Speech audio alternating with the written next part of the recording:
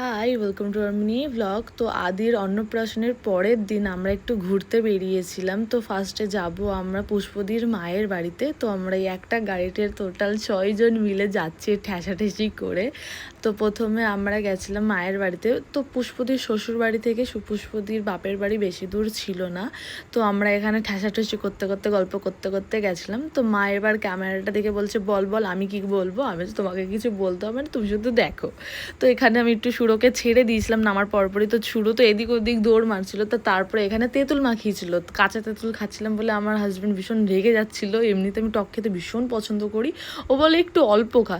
তো তারপরে ওখান থেকে একটু ঘুরে বসে টসে আমরা একটু ক্যাফেতে গেছিলাম। তো ক্যাফেতে আমরা দুধ চা খাবো বলে আমরা দুধ চাটা অর্ডার দিয়েছিলাম। তো একটু লেট হয়েছিল দিতে।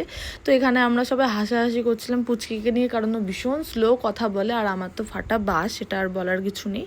তো এখানে আমাদের চাটা চলেও এসেছিলো। তো এখানে আমরা চাটা খেয়ে একটু গল্প করে আবার বেরিয়ে গেছিলাম গঙ্গার পাড়ে যাবো। আর এখানে এত সুন্দর গ্রাম অঞ্চল, এত সুন্দর লাগে চাষবাসের জমি দেখতে।